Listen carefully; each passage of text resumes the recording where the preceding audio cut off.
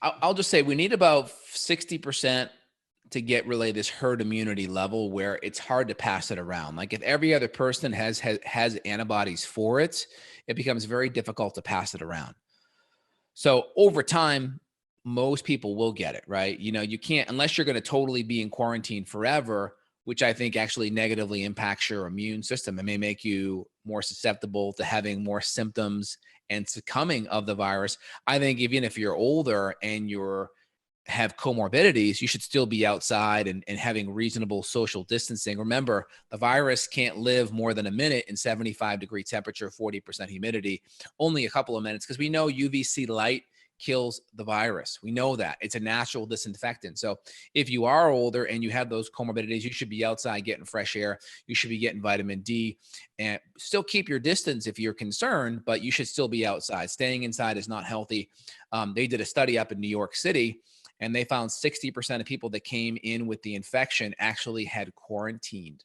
So the quarantine thing is not what it is playing out to be. I think there's more risk factors in that and how it impacts your immune system just staying inside too long.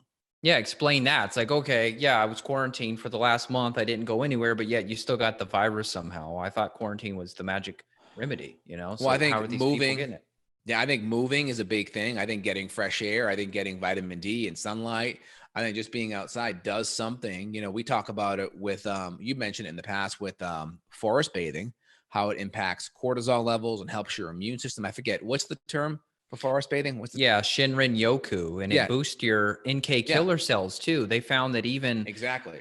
like a 2 to 3 day camping trip in the woods boosted up the NK killer cells, which are anti-cancer and many other benefit for a month. So 2 days boosted the immune system up over 50% for a month. So this age thing, you and I talked about this before, but you were looking at some Italy stuff, and the average age of someone who had a fatality from it was 81 years old.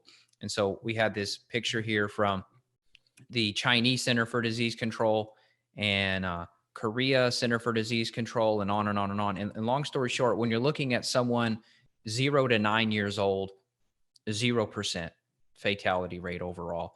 10 to 19 years old, for most countries, 0% overall. It's not until you really get into the 30, 39-year-old, 40, 49, 50, 59, 60, 69 that you even break above zero. And then you're getting into 0.1% in the 30-39 group, 0.3% in Spain for 40 to 49-year-olds, 50 to 59-year-old, 0.4%. So still just really tiny numbers. You don't get until you're 80 plus years old that you're getting into a 13+% fatality rate. And even then, we know with the Dr. Birx who came on TV and said, hey, all of the cases that could possibly be related are still going to be tagged as COVID until further research. And then maybe we'll go back and adjust those numbers later. So how many 81-year-olds are dying that just happen to have the coronavirus in their system?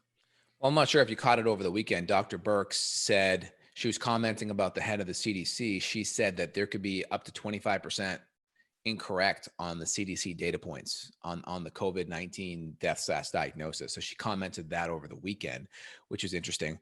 I want to share some data here on screen just to kind of bolster the things that you're saying. So if you guys are listening to this, you can always jump on the YouTube link as well to get some more information. So here's the study that Evan was showing here, looking at corona case fatality rates by age. So you can see here 0 to 9, 10 to 19, 20 to 29. So, I mean, you're looking at very minuscule percentage points here, right? Very minuscule percentage points, 30 to 39. And then it starts really going up significantly once you get into 60 to 79. But even that, I mean, really 70 and 80 is where it really goes up. You still only have a chance, you know, a 1 to 2% chance in the 60 to 69, right?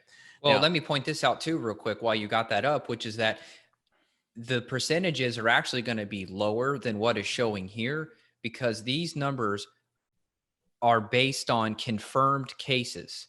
So confirmed cases, confirmed death. So if there's many other people that have had it, they might not even show up here. So you know what I'm saying? So on their website, this is a world data website. They're saying you can't even take these numbers and really publicly talk about them too much because we haven't had enough testing. So once we do get tested, let's say we tested another 100,000 people and put them in that pool, those death rates would be way, way, way, way lower. Those are confirmed cases and then confirmed deaths. So basically, how many other people are out there that have it, haven't gotten tested, and therefore their numbers don't get factored in? So it makes it look worse than it even is. So here are the coronavirus deaths from last week. Okay. So how it works is this: you have the top number is the deaths, the bottom number is the case. So you divide the top number by the bottom number, and then you get a percentage. Okay. That's how you figure out a mortality rate. So when Evan talks about this data here, is if there are more cases than we know about, right? That makes the denominator, the bottom number, bigger, right? And what we're finding is the cases are actually getting far more bigger because of the fact the asymptomatics. The data is showing a 50x asymptomatic being present. Looking at the Stanford study, they show data there. And up at the study up in Chelsea, Mass, in Boston, study down at in the UCLA area, USC did a study. So there's about 3 to 5 different studies on this already out there. I did a video on this last Friday on my YouTube channel. We'll put that video in the description so you can go dive into that. So the data is there.